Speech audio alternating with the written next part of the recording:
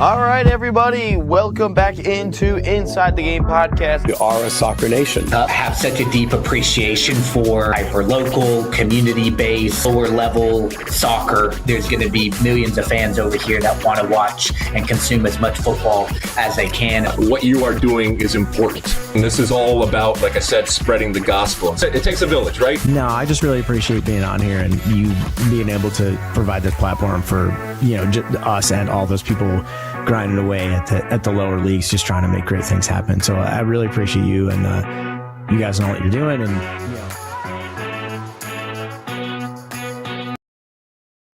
welcome into Inside the Game. My name is Ryan Glinsky. We've got James Schofield, our producer, in the building. It's Friday. It's a special day. It's a fun day. It's Friday. It's end of the week. Episode 318, obviously, to wrap things out. James, how was your jam session last night? Oh, that's right. I did do a jam session. It was great. We had a good time wearing my Martin hat today because, yesterday we were out and about. And, yeah, it was good. We played some good tunes, did some Bob Seger. Okay. And, it was a good time. We did some Sponge, I think, did some Tool. Sponge? Yeah, Okay, we do a little bit of everything. We do a little bit of everything when we're there. I like Sponge. Yeah. Not Tool as much, but I do like Sponge. Tool can be fun. Gotcha. But yeah, we had a few different fun things. We did a what was it that I did? I can't remember. We did like a slow version of a song, like really mellowed out. Oh, Your Love from the Outfield. Okay. I'm not familiar with that song. It's Josie's on a vacation far away. Okay, that one. Okay, I do. Don't want to sing too many, too much of it, but yeah. So we did that. It was a good time. So, but yeah, how was yours? You had the watch party. Yeah, the watch party. I'm not gonna lie, I didn't have as much energy as I should have had for it. But yeah, no, we will. It was fun. A lot of people hopped in as well, like always. So appreciate every single one of you for hopping in. But yeah, no, speaking of the watch party, we'll get into that obviously here as our first one. There's a look at what we have here lined up today. Obviously, I think France is winning the World Cup now. That was just, dude, they made a top 10 nation look silly yesterday. Like, Morocco legitimately had no shot to win that game, like, at all yesterday. So I got that. Christian Pulisic is soft as hell. More on that. Obviously, everyone knows why he didn't play. He's got a bone bruise. Bro, come on. How to fix pay to play. That obviously is something you do want to get into as well. I do want to touch on Arsenal at some point at the end here, just for a split second. Hopefully Dave didn't see that one. And then obviously members only later on today, post show. Obviously, will the U.S. men's national team ever be competitive? And if so, when will it be? Swiss Michael's already in the chat. Again, get your thoughts in there if you haven't already. Smash the like button too. Trying to get 10 likes every single show. That's always what the goal is. But Swiss Michael's in the chat. He says, "Hi guys, ready for Belgium's win." I don't think Belgium wins. I think Spain's going to take care of business.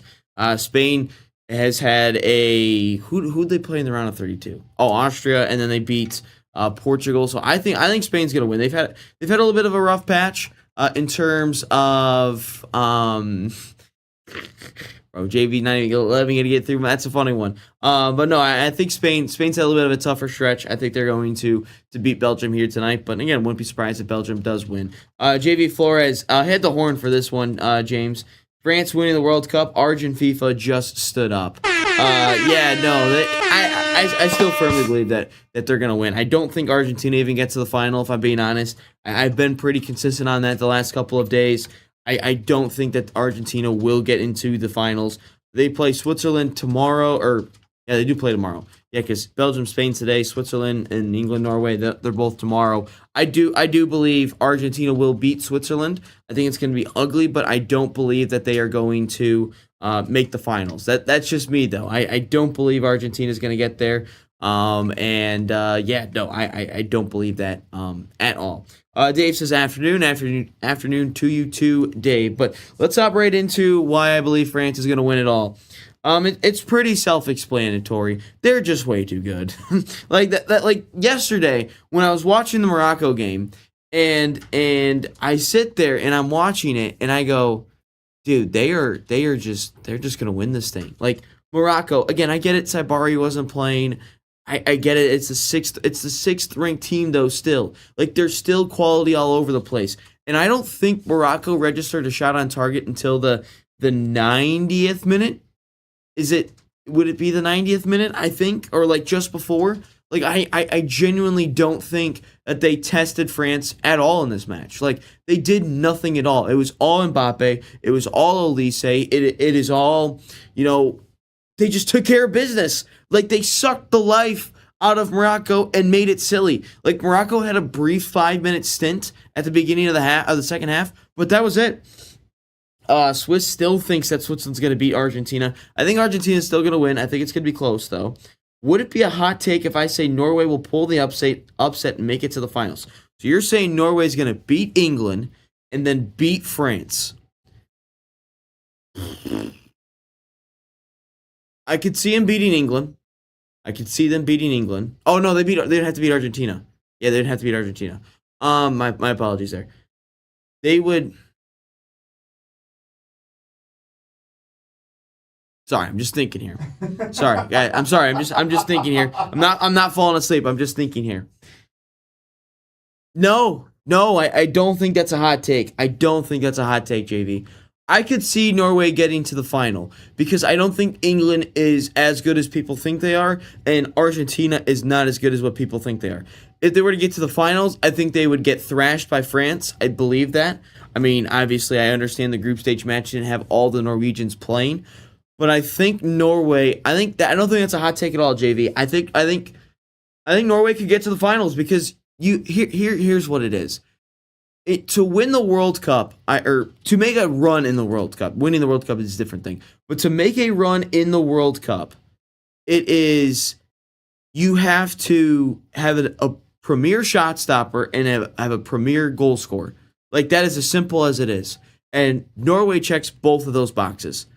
And Erling Haaland, I think, had like 10 touches or 15 touches, whatever it was, before he scored any of the goals against Brazil. And they won that one. And he scored 2 goals, obviously, and then obviously got them into where they are now. So I don't think that's a bold take. I think Norway could absolutely find themselves in the World Cup final because I don't think England is that good, and I don't think Argentina is that good. Swiss says Norway has no experience in such games. England will win. Well, why didn't Brazil win then? Why didn't Brazil knock them out? I mean, Brazil's got as much experience as just about everyone. I mean, those players are Champions League winners. Those players have won Premier Leagues. Neymar has made deep runs in World Cups. I mean, they've got Casemiro, who's won Champions League and Champions Leagues. Like, that is a team that has experience. That is a team that is all over the place from top to bottom, has more experience than Norway put together. Yet, Norway beat them, I think it was 2-1. But, I mean, it was a PK late at the end of the game. But I'm just saying, Norway didn't have the experience and won. England has experience of losing in semifinals and quarterfinals of the World Cup. They've never been to a World Cup final. They've been to the Euro finals and lost both times. But England has not proven that at all. Like, England hasn't proven that they can get to a World Cup final. So what is stopping Norway from getting to a World Cup final? I don't think that's far off, JV. I do believe Norway can get that one. I don't mind the hot takes here, though, in the chat. If you want to have World Cup hot takes, sure, go for it. But to get back into the France thing, I just think they're too good. I think if you were to look at Spain or Belgium, they just have too much firepower. And I think that they are just way too good.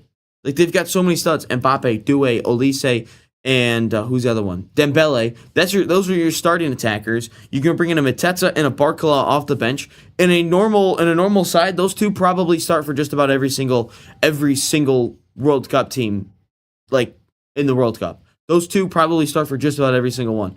And then your midfield used to have a Lacroix, you have a Rabiot, you have a Kone. He looked really good yesterday. So they have studs all over the place. Honestly, I think if France did not have a Kylian Mbappe, they probably still win the World Cup. Like, Mbappe just makes everything so easy for France. Like having Kylian Mbappe, just like that's the answer to every single test with Kylian Mbappe.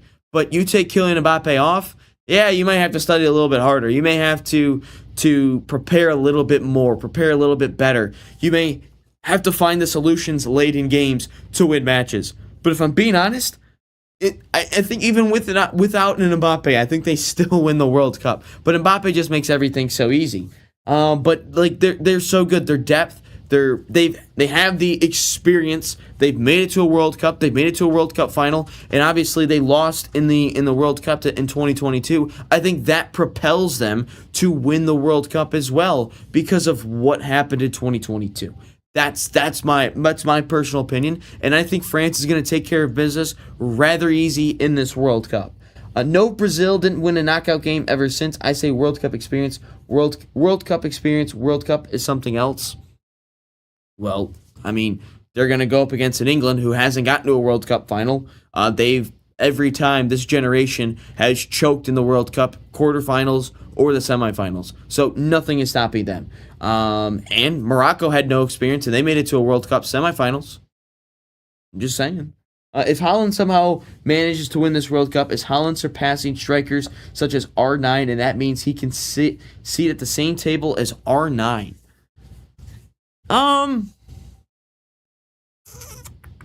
So he has a Champions League. He's got countless Premier League trophies. He would add a World Cup. That's more than what Cristiano Ronaldo has. Man,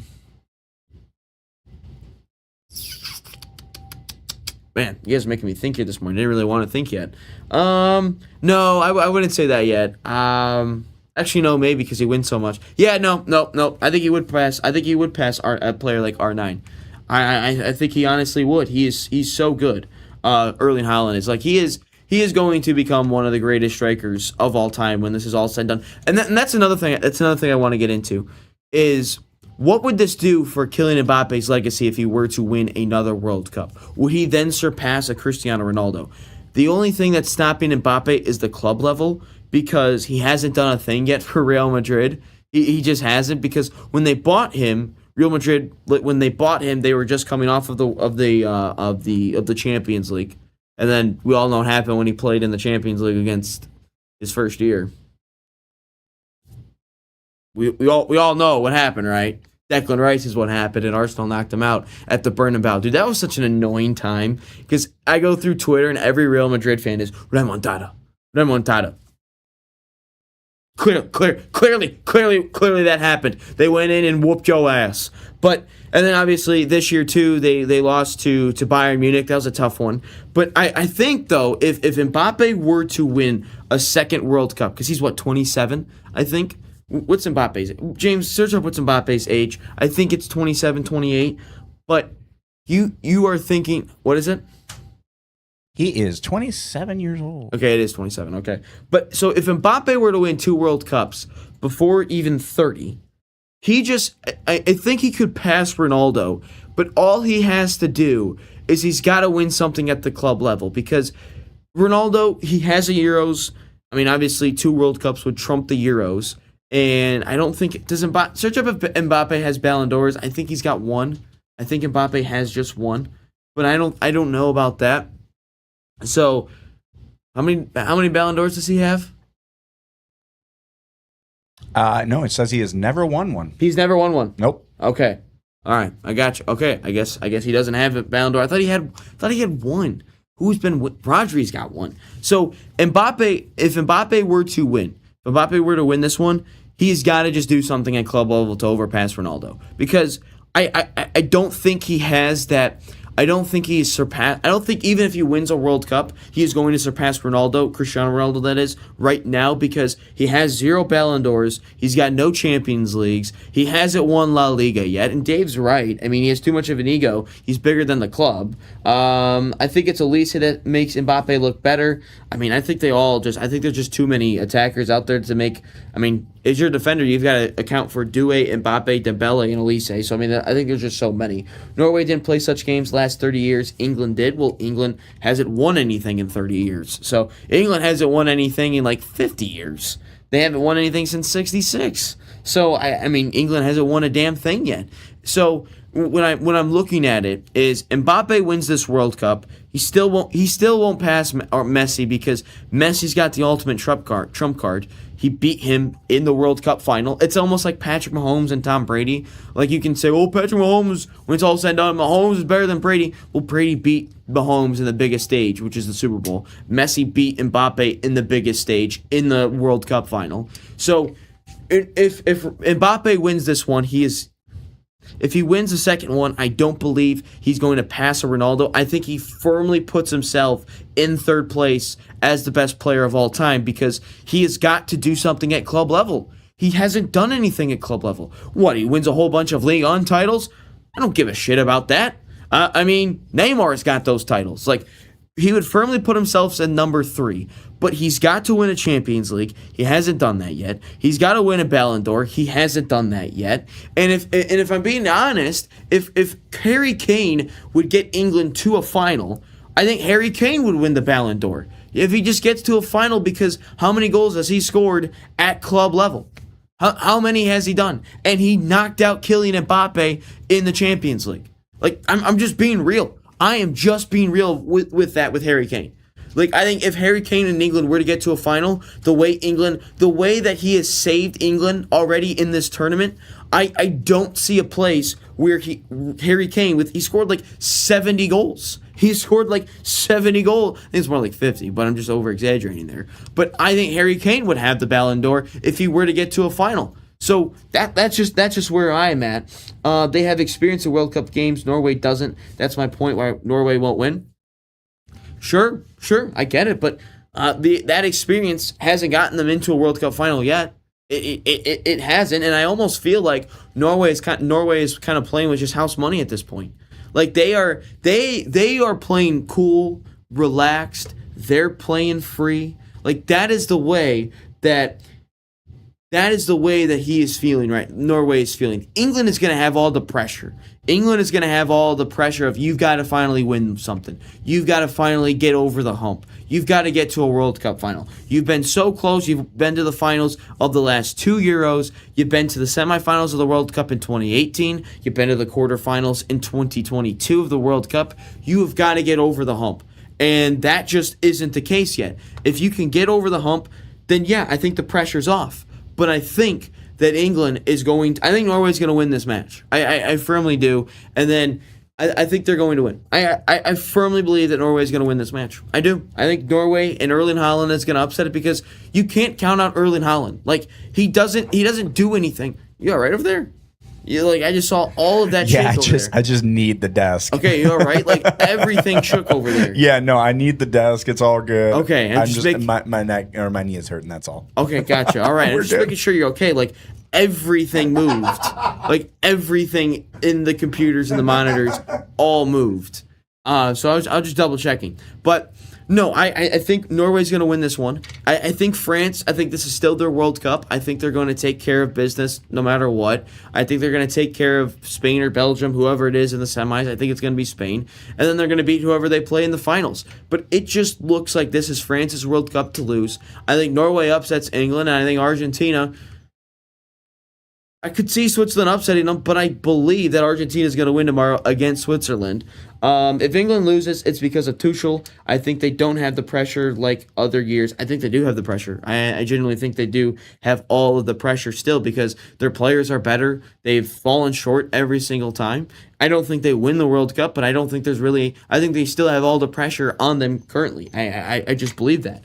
But again, keep all the hot takes coming in, and hit the like button if you haven't already. I don't know where we're at, but try to get over 10 or try to get us to 10 likes.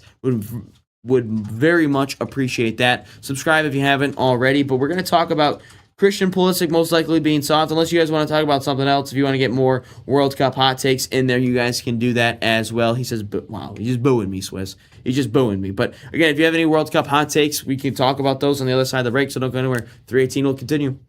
Welcome to the National Soccer Network, your home for soccer. One destination, every match, every moment.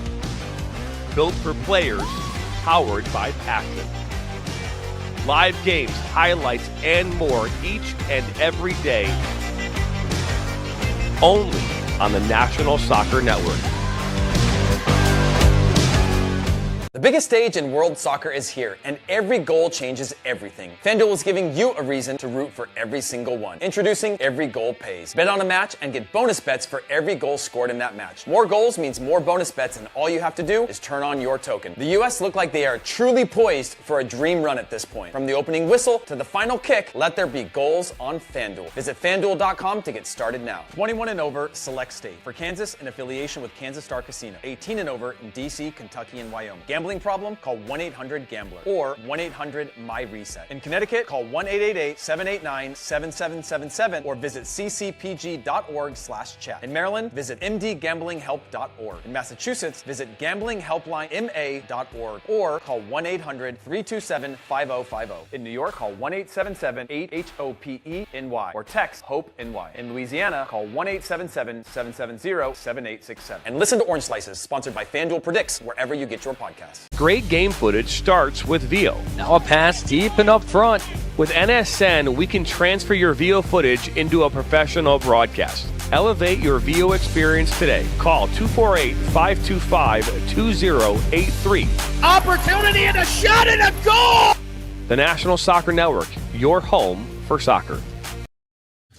All right, welcome into Inside the Game, episode 318 as we move along here. Hit the like button if you haven't already. Dave says we have 6 likes, so just 4 more away, and we still have probably another 45 to an hour left. Obviously, today is Friday, so that means members-only content as well. I don't know I know, we're talking about when the USA will ever be good at soccer again. I will give you my thing. It's going to be 20 years. I'll tell you that right now. And I'll tell you why, but you got to go into the members only to hear exactly why I say that. But next topic here, obviously, is all about Christian Pulisic.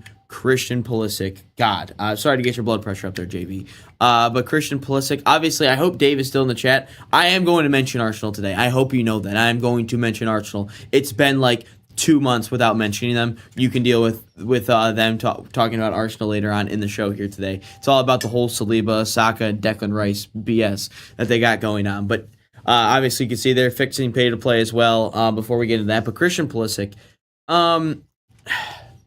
look, there is one thing that pisses off Americans the most. Let me get to this. JV says, Christian the Pudding Pulisic. I'd never want to see him in any other U.S. men's national team commercial or any ads until he shows that he actually cares. Oh, wait, Golf Cup coming up. It's CONCACAF. Or Gold Cup coming up. It's CONCACAF not doing that. Look, I didn't really care about last summer because it's the Gold Cup. I could give 2 shits about the Gold Cup. Beating Guatemala by 2-3 goals doesn't matter for me at all. I didn't really care that none of those players played last summer, if I'm being honest, because it doesn't. If those guys were to go out and win the Gold Cup and they beat Mexico, cool, man. I've seen it time and time again. It doesn't change anything. If I'm being honest, CONCACAF has got to combine with CONMEBOL in order for me to actually care if they're playing or not. If it's a Copa America and they all missed, I would have been so pissed. Would have been so pissed about it, but it's the Gold Cup. Doesn't really matter to me at all in this one. I would rather just see the U.S., if I'm being honest, guys. I would rather see the U.S. play every 4 years in a Copa America, how they have the Euros and everything, and then they have at the same time you have Copa America. I would just rather see the U.S. be involved in Copa America every 4 summers, I guess. I'm trying to, because it's the World Cup, and then in 2 summers it's in the Euros. I'd much rather see the Euros and then the Gold Cup or the Copa America. I'd rather see the U.S. play in that every single time. If you want to throw a Gold Cup in there in between that, sure, but I don't care about those players playing. Just throw Diego Luna in there to make everyone happy. Just quit tired of everyone bitching about Diego Luna, dude. The guy sucks. It's not that he's good. He sucks. Please, stop with the Diego Luna crap. But I would much rather just see us play in the Copa America every 4 summers or whatever it is. And I'd rather see McKennie, Pulisic, and all those guys because that gives good competition. That gives much better competition than playing a Curacao or a Haiti or a Guatemala or playing Mexico for the 10 millionth time. That's all that truly matters to me is just go play in a Copa America. But Christian Pulisic, like I said, if there's one thing that pisses off Americans the most, if there's one thing that pisses them all off, and soft, physical, or mental, or both, I think it's both. Again, if you were to look at Christian Pulisic and they're actually curious about inviting CONCACAF teams. Please do that, guys, because winning Gold Cups don't mean jack shit anymore. Combine with CONMEBOL as much as possible. Combine with them, and I know what the one knock is like. I was reading back in what was it 2020. What is it, 2020? Yeah, 2024. I was reading back in 24 that they didn't want the CONMEBOL teams didn't want to do this as often because a CONCACAF team might win it and that like ruins their history or their pedigree, whatever it is. If we're being honest with ourselves, Mexico or the U.S. aren't going to win a Copa America forever. Like, it's going to be 20 years until they win one. So what I would say is, and obviously all the infrastructure is already built here in America. I'm just saying, like, it's already built here. So you don't have to change anything at all. But combine with CONMEBOL as much as possible, because winning a Copa America means way more to me than winning a Gold Cup. I'm tired. Beating Guatemala by 2 goals, like I said, does not mean jack shit anymore. Beating Curacao by 5 goals doesn't mean jack shit anymore. Beating Mexico in the Gold Cup final doesn't mean anything to me anymore. It really doesn't. That's why I didn't care last summer that Pulisic, McKennie, Way, and all those guys didn't play. That's exactly why I didn't care about it. Like, sure, was I upset that we didn't beat Mexico because, like, it's a rivalry? Maybe for a day, it didn't matter to me. Mainly about the handball, too. That's what really pissed me off about. But it doesn't matter anymore. Combine with CONMEBOL as much as possible. I would much rather see us get our ass kicked 3-4-0 against Argentina than kicking the shit out of Curacao or whoever it is 6-0. I'd much rather see us lose to Argentina like that, because you know what? It gives us something to strive for, and it gives us something to look forward to, and you know what? It gives us a bar. It gives us a bar of where we need to get to. Doing that against Guatemala doesn't do anything at all. It sets us something to strive for. It also gives us, when we get to play some of these big boys in the World Cup, maybe gives us a little bit of experience, a little bit of something to look for when we were to play these guys in the World Cup. But I'm sick and tired of playing in these Gold Cup tournaments. Sick and tired of it. I'm sick and tired of it. Playing Copa America, I don't give 2 shits. We did that. Make America Cup North and South combined. Swiss, that is exactly what the Copa America is. But Copa America technically is South America. But we have played in the last 2 years ago. We did play in that one, and then in 2016 we did play in a Copa America as well. Okay, he does say that. Okay, cool. But no. That's what I'd much rather see the USA play in. Combine with CONMEBOL. Just do it. I don't care how it happens. Just do it. Give them more money. Give CONMEBOL money to give them money to get our asses kicked. Just do it, because I'd much rather see those games than us playing against God knows who. But anyway, Christian Pulisic, like I said, if there's one thing that pisses off Americans the most, is wimping out. It is being soft. We've seen it time and time again, and this popped up on my Twitter feed yesterday. It was the whole. The one guy in the Miracle on Ice, he's got like a bruise or something, he's hurt, and the coach comes in and is like, "You're hurt, you don't want to play because you're hurt? I'll effing play because I'm hurt. I'll play a hockey player." That's what everyone was pissed out about Christian Pulisic, is he was hurt. He wasn't injured. And I don't know the exact injury. Again, James, could you search that up for me? But it was a bone bruise is what the main thing that I was seeing about. It's the same bone bruise. Like, Christian, people were already pissed at you last summer because you didn't play. I personally didn't care. Didn't care that you didn't play in the Gold Cup. But you doing this in a World Cup in exactly, Swiss. You learned more losing 6-0 than winning 6-0. And yeah, that was a microfracture and a bone bruise in the tibia and fibula of his right leg. So does this mean anything? He's expected to miss about 4 to 6 weeks. But this, oh my god. Here's where everyone gets pissed off, because he said, it's what he said in the press conference. Sprained my ankle, and now I get to rest. Christian, you have got literally like 2 more World Cups. You have like, in totality, if you are considered the best player in a federation's history and you keep making World Cups, you've got realistically 4 shots at it. Realistically, you may have 5 at it if you're so good at a teenager, but we didn't win in 2018. You've been in 22. We're in 2020 or 2026 here. 2030, you're gonna play. He's 27, puts him at 31. Maybe he plays at 35 if he's that good. I'm just saying he might feature in another World Cup. But Christian, you cannot sit there on national television and say, I get to go home and rest, and my ankle is sprained, whatever it is. It's not about caring, Christian. It's about being tough. And the U.S. men's national team, I really think that this whole game ruined exactly what they built in the last couple of games. With being tough against Australia, being tough against Bosnia. This whole knock on this U.S. men's national team was this. The whole knock was they aren't tough enough.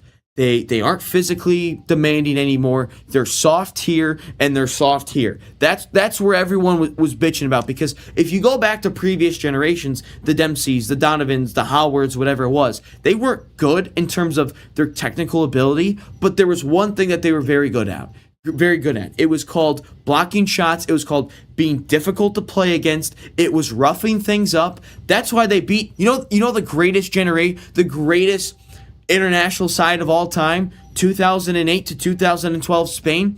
Yeah, that USA team gave them a run for their money. Absolutely gave them a run for their money. I think they beat them, actually. They lost to Brazil, but they gave them a run for their money. And this generation was starting to do that. It looked like Australia. They did it. It was a gritty game. They did it. Then they did it against Bosnia. An ugly game. But then all of a sudden they look soft. But then I look at Christian Pulisic and I'm like, dude, you can't say a sprained ankle.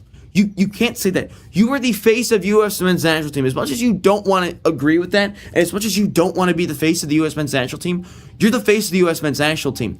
And every soccer casual in this country watched that game, and they were completely proven right about why they don't tune in to the USA on a regular basis. They're absolutely right, because their players are soft, they're weak-minded, and they don't get the job done, and they get belt to ass against a big side. That's exactly what they did. And Pulisic to come out there and say, I can rest. You've got 4 effing years to rest, Christian. You got 4 years to rest. Because the World Cup qualifying process now, with the expanded field, the USA should never miss a World Cup ever again. Because there's like 6 different spots to qualify now. In CONCACAF, in this World Cup, obviously you had the 3 host nations, you had Panama in there, you had Curacao, and you had Haiti. You have 6 teams. You're telling me that you cannot qualify over a team like a Haiti or Curacao? You're going to. Because guess what? You're going to qualify for every single World Cup from here into the end of time, and then eventually we're going to expand to 64 teams, so then you won't even have to lift a finger to qualify for a World Cup. The region is ass. So you're going to be in the next World Cup, whether people will want to disagree or not. They're going to be in the next World Cup.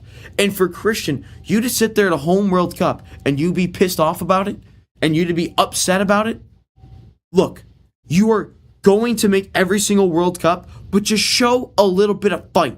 Show a little bit of heart. Show a little bit of tenacity. I get it. You're hurt. You're not injured. You're hurt. Every single American would say they would have to drag him off the field. If you couldn't go, then you couldn't go. But you had a sprained ankle, a bone bruise. Dudes used to play on torn hamstrings all the time. Michael Owen, he had like 2 hamstrings compared to what the 3 it is, whatever it is.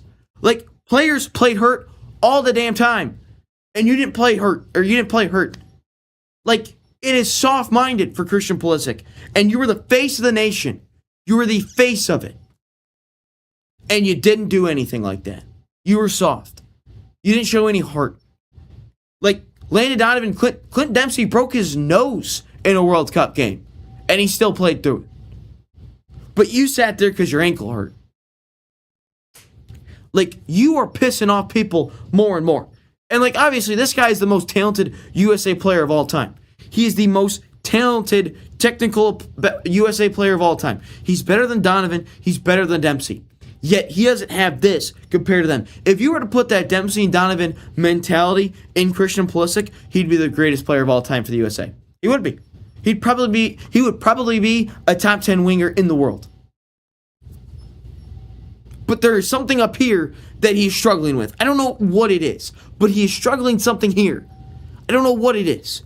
But please, figure it out, Christian, because everyone looks up to you, and this all ultimately comes down to the pay-to-play thing, too. is I think we'll go more in depth on it here after the break here about the whole pay-to-play thing, but the American player is so coddled.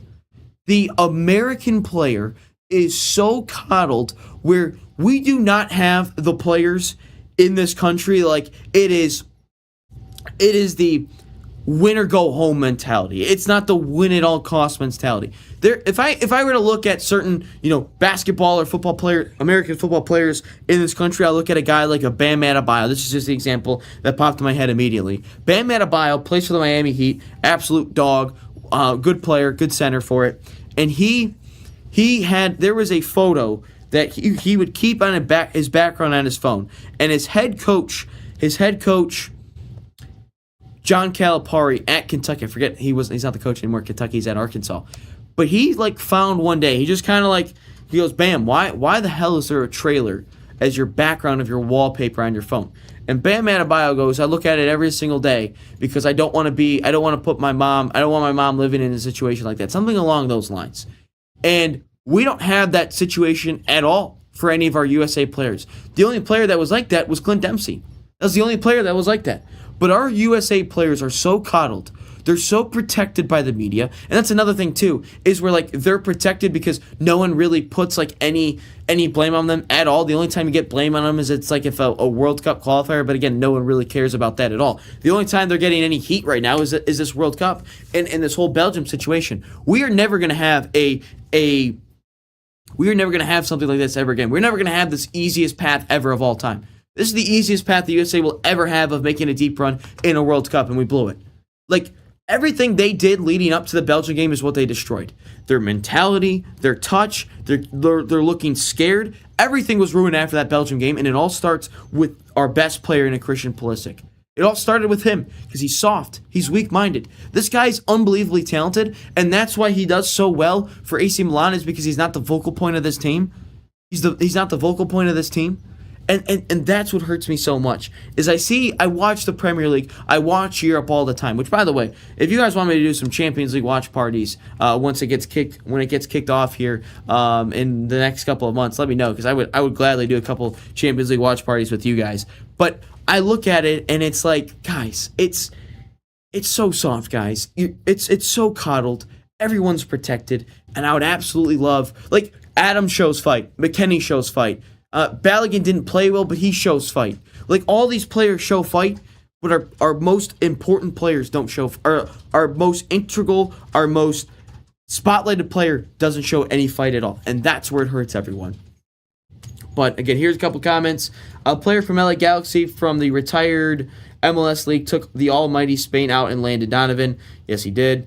Oh my God, there's a chat poll that just showed up. Hold on, that just completely... Yeah, no, you're good. That just completely that's me. hit all the comments for me, James. Oh, shoot, I am so sorry. I'm just kidding, I closed it, you're good.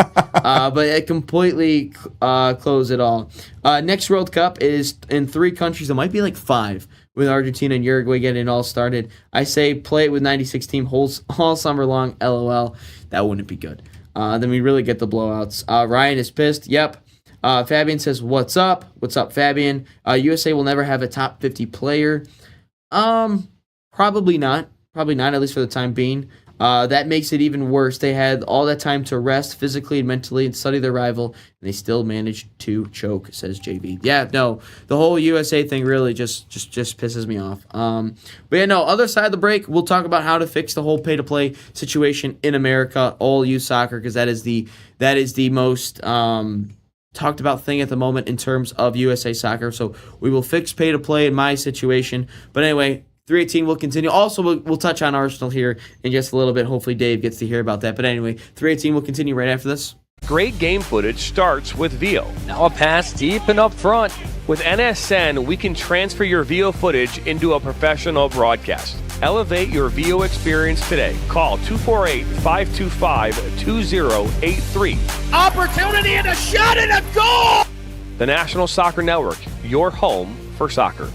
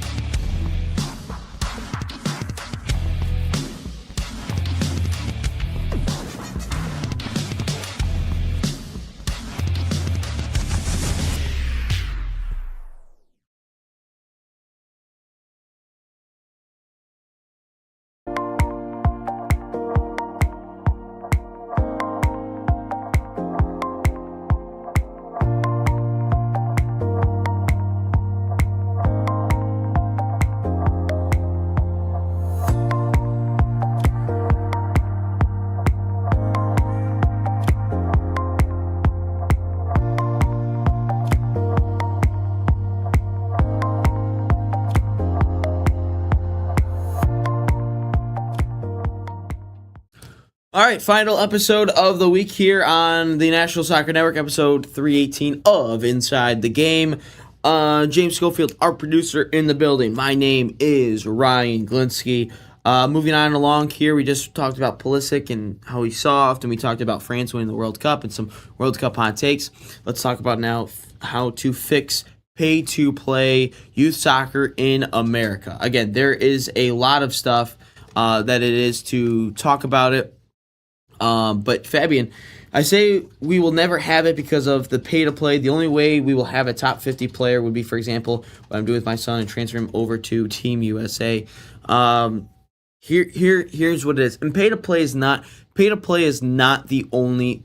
Pay-to-play, I think, is the scapegoat for why we suck at soccer. I really think that is the scapegoat for all of this. There's a lot of other reasons why we don't have a top 50 player in the world. I think for some of it is also the whole like protective mentality. It's not being tested. It's not being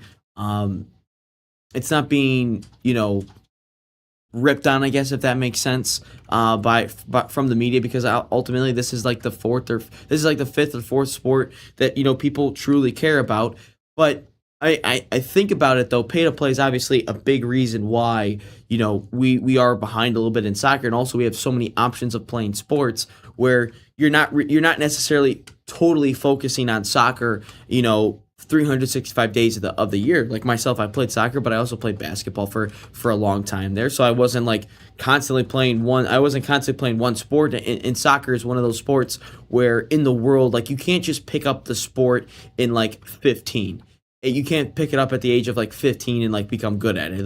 It's not NFL, it's not NBA. For example, Yaxel Lendeborg, Michigan Wolverine right now, national champion. The dude didn't play the sport of basketball until he got out of high school, and he's now a lottery pick, or he was a lottery pick, and now he's playing for the Golden State Warriors. So I look at pay to play. It's not the main example. It's not the main reason why we suck at the game of soccer here in the USA, but it is definitely a reason why we suck. It is definitely one of the couple of reasons. And I think how we fix pay to play is there's a couple ways we do this. One of the ways that we can fix this is making it a little bit more regionalized. I think that there's too many times where a team, I'm just going to use Michigan as the main example for this because I understand the landscape a lot better than all the other states. But I'm just going to use Michigan as all the examples here. Michigan, I've seen time and time again, two Michigan teams that are probably an hour from each other, 30, 40 minutes away from each other. I have seen them travel to different states. Let's just use Kentucky as an example. Travel to Florida. They travel to Florida just to play each other. You're telling me we could have just wasted all the air miles, the plane tickets, or the gas money, the restaurant, the hotels, the fast food prices, just to play a team that was an hour away from each other, where we could have been home the same day of playing them, where we could have just drove an hour, maybe paid for a little bit of Wendy's or whatever it is, and went home. Too many times like that. And I'd make it much more regionalized. I'd have the Midwest play each other and have the Northeast just play each other. Florida could be its own thing probably. The Southeast, Georgia, the Alabamas, the Carolinas, that could be its own thing. Texas probably could be its own thing. California, NorCal, SoCal, that could be its own thing. The West Coast and the Northwest, that could be its own thing. So that, again, I see all the comments, but I will get to those ones when I break all these down here. But I think that is one way that you make it. You make it a little bit more regionalized, and then hope that when the top team from those regions, the top two, top one team, whatever it is, all of a sudden they would get funded by hopefully USA Soccer to bring them to play a national tournament wherever that is. Hopefully that is something that they could do, but obviously start things with making things regionalized. And if you really want to go out of state to go play in one of these tournaments, that's out of your own pocket. That is out of your own decision. But for the groundwork is you're just playing in your region. That's what it is. And then the next thing that I think it is, because if you think about it though, and the reason I bring that up is because Michigan, it's the size of England. So you think about it, the whole country of England is playing teams the size of Michigan. To get to Grand Rapids, the other side of the state from Michigan, or from Detroit here, it's 3 hours. That is much different from traveling, if you were to drive 20 some odd hours to get to Florida, take a 2-hour plane trip to get down to Florida with all your gear, that is a totally different thing. So, and then you think you could drive down to Tennessee. That's an 8-hour drive. So that is something completely different. That's why I say regionalize it, because I think of all the extra costs that are in pay to play, that is something that definitely puts a big dent in the whole travel soccer cost there and pay to play. And now I've briefly read some of your comments, and this is the biggest thing that I think we could fix the whole pay to play situation. The issue is soccer isn't the main culture here. But this is where I think it can happen, and this is where I'm going into the Germany little conversation here. We have got to hope that this World Cup in the States could somehow motivate, somehow gravitate one of the. How many billionaires are in this country, James? Can you search up how many billionaires we have? We have so many. Can you search up? Can you search up how many billionaires we have in this country? 3 hours to get you in Switzerland? Yeah, exactly. What? No. How many billionaires? No. How many billionaires do we have? No. How many? That can't be right. It says there's over 900 billionaires residing in the United States. Really? With Over recent data from sources like Forbes indicating figures between 902 and 924. Okay, so we'll just use 900 as the example here. So we have over 900 billionaires in this country. So we've got to hope that one of the 900 billionaires in this country are moved by this sport. And why I say billionaires is because the billionaires. Here's my method of the madness.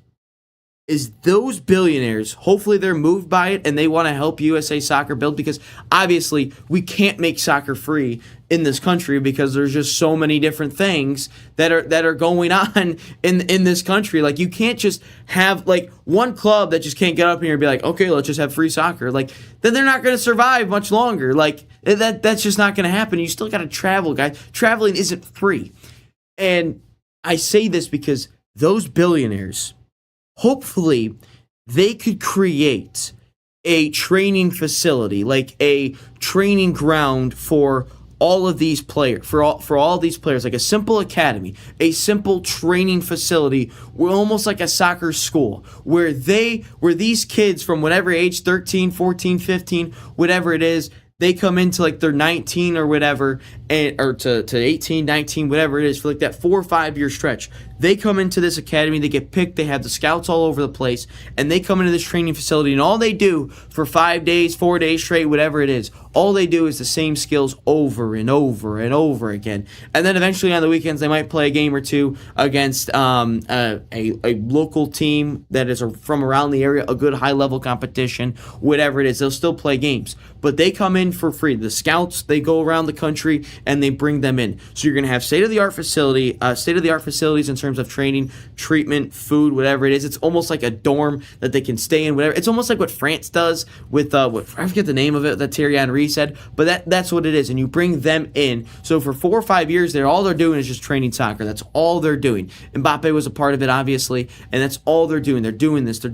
And we've got, and again, the hardest thing for me to understand is hopefully someone is moved by it, because most billionaires in this country are not buying soccer facilities. That's the hardest thing for me to understand and grasp, that something like this could truly work. That is something that I don't think will ever happen. That's why I don't think this would happen, but this is the way that it could happen. Because most of these billionaires want to buy a football team, an NFL team, or they want to buy a NBA franchise, or they're funding college football and college basketball programs. That's what they're after. I don't think many of these billionaires want to bring in soccer. I just don't think they want to fund soccer, because you got to think about it. The sole reason why you would do this, if you're the billionaire, the sole reason is to better the U.S. men's national team. That is the sole reason why you do this. But I don't think there's many billionaires that are just in there. Clairefontaine, that's the one I was looking for. Thank you, Fabian. But I don't think there's many billionaires. I don't think there's a single billionaire that is there to simply help the U.S. men's national team, because that's the whole end goal. I don't think that's the case.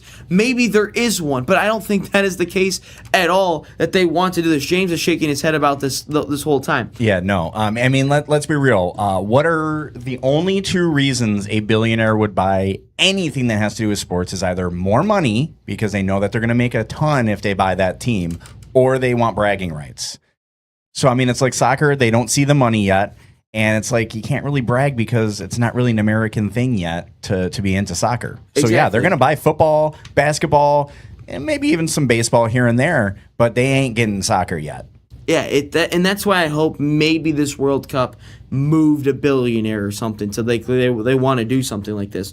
But that just isn't the case. That just simply is not the case, because it's not the cultural thing yet to do something like this. And look, pay to play happens in every single sport in this country. I've said it: football, basketball, baseball, everything. But it clearly hasn't hurt those sports. It clearly hasn't, and that's why I say pay to play is a little bit of a scapegoat in this whole thing.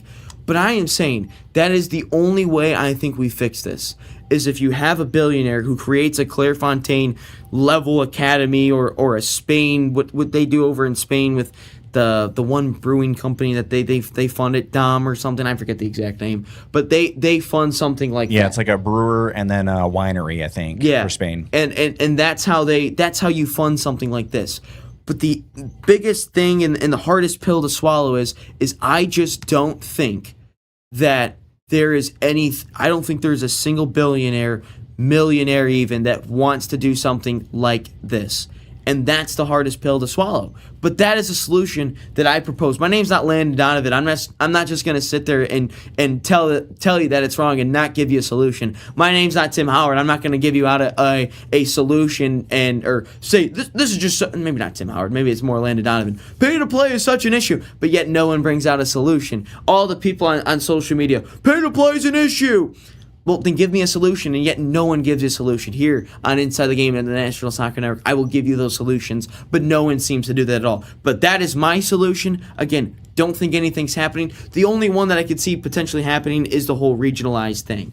But yeah, no, let's get into your comments now. Again, I had to get all my points in there because I know if I read your comments, I would have gotten sidetracked on all of this. Let's see here. This pay to play is sick. Did you see what Donovan said about it? Now I know why USA never going to be a soccer nation, yet Donovan doesn't give any solutions. Bro, Team USA has to do what Germany did. That's why they are top 10 clubs in the world with that they did from the bottom. Yet Germany's really sucking now, so they may have to adapt there. They made a club accessible within 25 kilometers of each major city in each state for free for kids, $80 to $100 per year. Again, who is paying for all of that? That's why a billionaire's got to do something. But again, I don't think that happening. Germany didn't win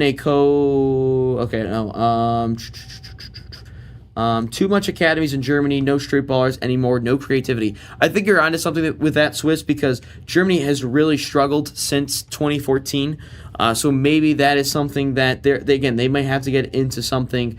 Let's see here. Every city here has that in around 2 kilometers of my home are like 8 football clubs. My city has 100K people and like 20 football clubs.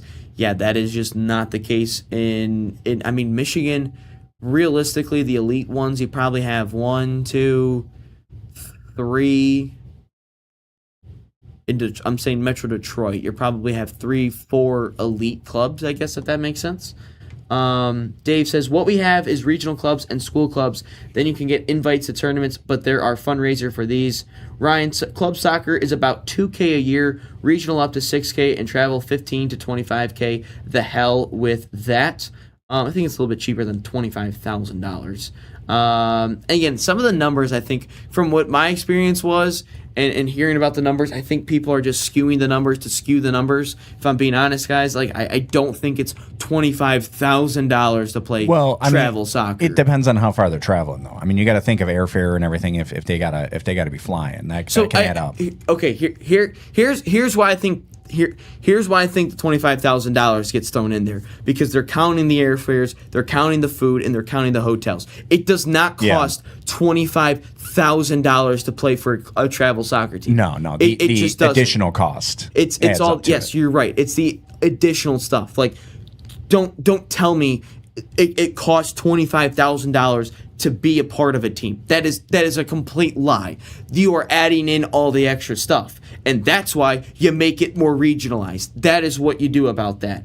That's why, honestly, though, being in Tennessee is probably the way to go, because you're like 8 hours from like a third of the country. Yeah. That's probably where you want to go. And again, the country is so big. I don't think people realize that either. You have to regionalize it. Like you don't really have a choice. People don't realize that either.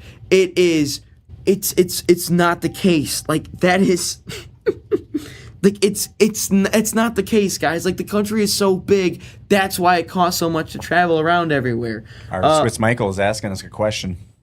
Do you play soccer, Ryan or James? Yes, I played soccer for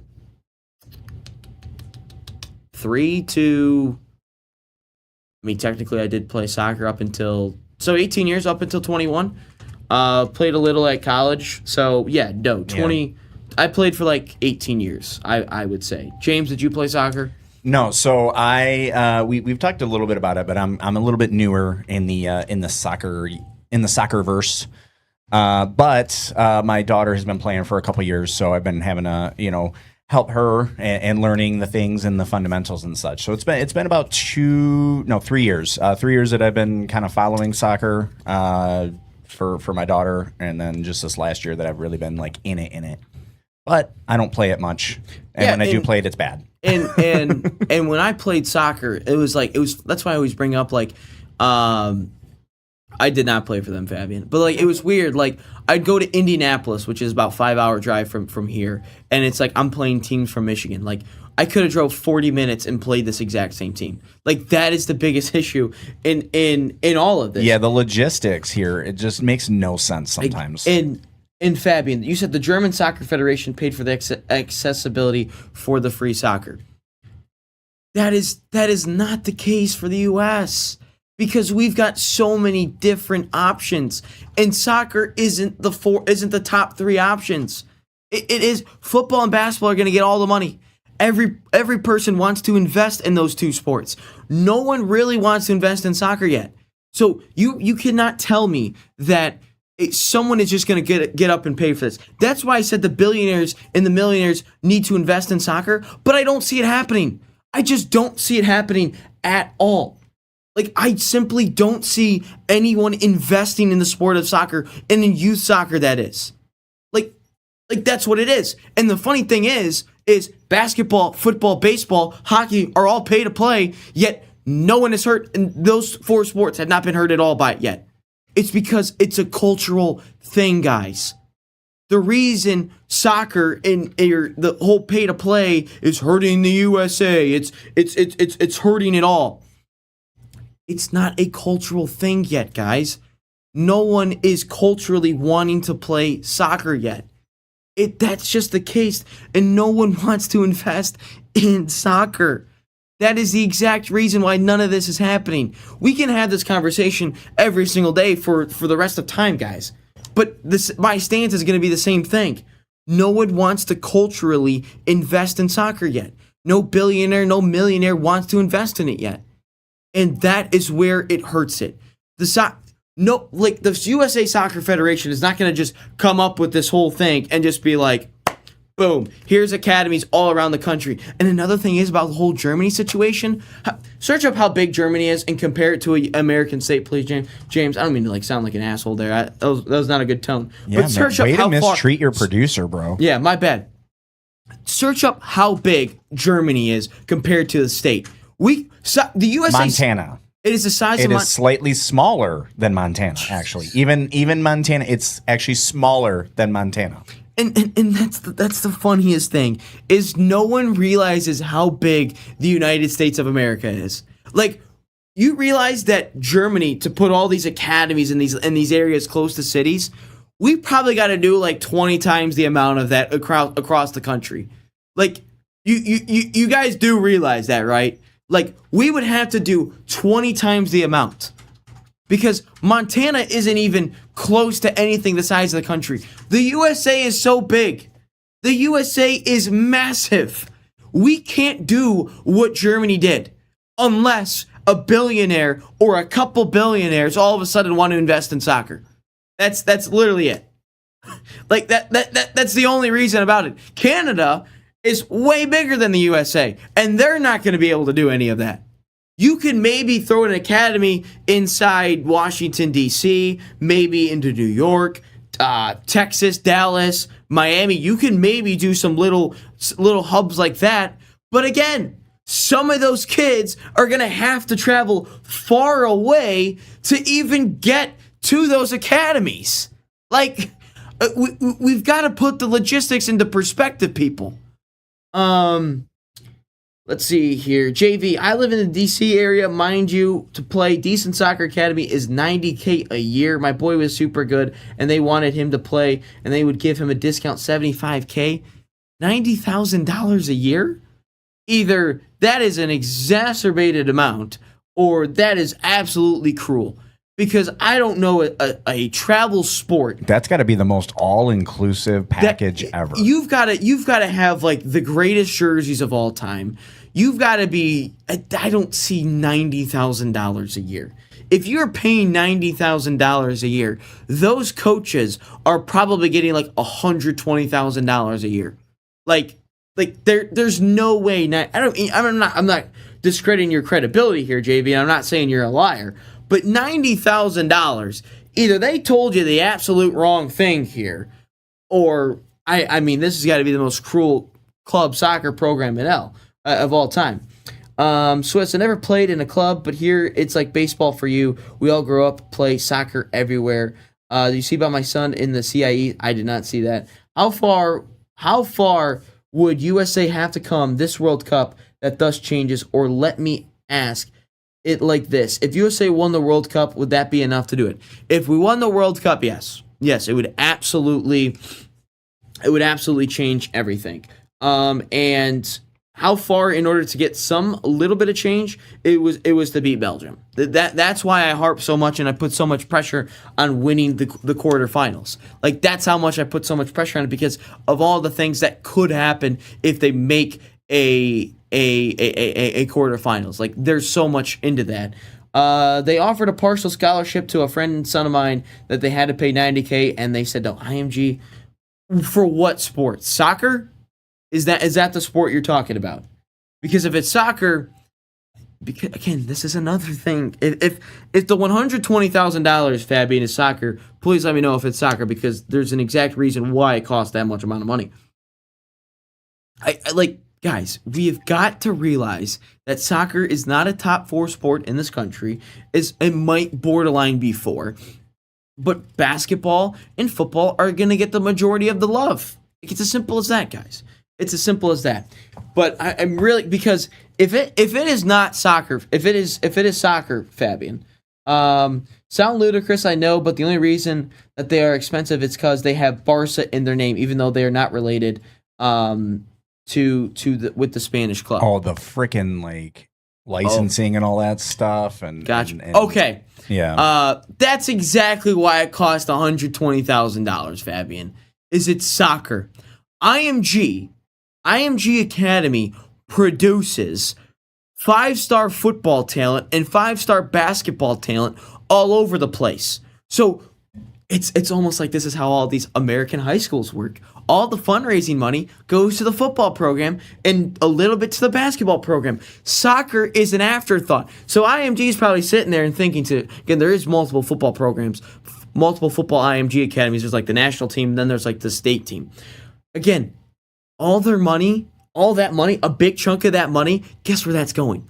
It's going to the football and basketball programs, to the new equipment, to those scholarship monies for getting those kids to play for free, into their dorms, into the coaching, and into their travel. That's where those schools in the high schools and all those academy high schools, all that money from all the smaller sports, a big chunk of that goes straight into football and basketball. It's almost like in college athletics, all this NIL money, this, and that. all of the NIL money and all the TV money, guess where it goes? It goes straight into football and basketball. Soccer, they're going to charge $120,000 because they want to take a little bit of that money, a majority of that money, and put it into the football and basketball program. That's exactly what it is. Maybe some of that money would go into some of the soccer facilities, but I bet you your ass, all those soccer or all those football and basketball players that are playing in an IMG, that is where all that money is going because they're playing for free. That's exactly what it is. IMG Academy is the exact thing that I was hoping that soccer would turn into. The IMG Academy is exactly what soccer needs to be. Like, it is strictly a soccer thing. All the money goes there. It's for free. You have all the best facilities and you have the best trainers and the best coaches. That's where I hope it is. But however, we are not going to ever get there because soccer is not the cultural thing and no billionaire or millionaire wants to invest in it. That's the exact reason. That's exactly why we will never get there, guys. Yeah, we're in a catch-22 situation. I mean, let's be real. We're in a catch-22 situation with soccer because it's like we need that billionaire, but that billionaire is not going to do it until it's making money for them or giving them clout. But you can't get clout or that until you've already lifted it up as a cultural thing. I think you could get clout for it because you'd be the only one to do it. It would have to be successful. Like it would have to be successful. And the sole reason why you do this is if you have a burning desire in your heart that you want the U.S. men's national team to hoist a World Cup. Yeah. That is literally the only thing why you want to do it. Yeah. The Peru club we are going to is in the top 100 club in the world for $90 a month. I would rather move and make my son a top talent for way less. Bro, a private lesson is $23 for an hour. Again, Peru probably soccer is probably the number 2 sport there behind baseball. Soccer in America is 4th or 5th. Like it's as simple as that, guys. It's as simple as that. Let's take the break here. Also, if it's our culture, if ain't number 1, we don't even want it. Exactly right, JV. That's why so many people don't even watch the sport. Let's hit the break. Let's briefly talk about Arsenal. Question of the day, members only. Don't go anywhere.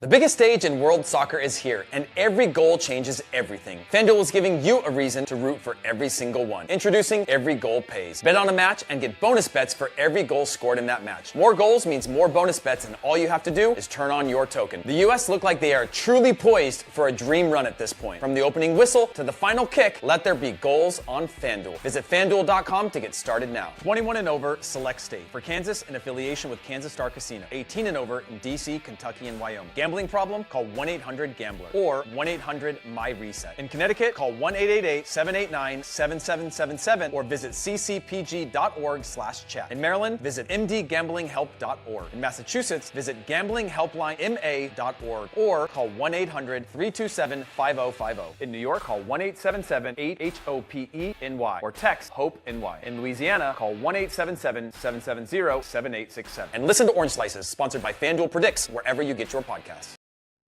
All right, sorry guys, chewing a little bit. Inside the Game continues. Episode 318. What are you eating there, Ryan? Chex Mix. Chex Mix. Yeah, I didn't have a breakfast yet today. It's a good time. But anyway, obviously Inside the Game, episode 318, we just had a passionate talk about. Again, we can talk about this. We can talk about pay to play. We could have like a pay to play segment every single day. Like, we could totally do it. But the reality of it every single time is it's not culturally our thing. Again, smash the like button if you haven't already. Try to get to 10 likes. I don't know how many we are at.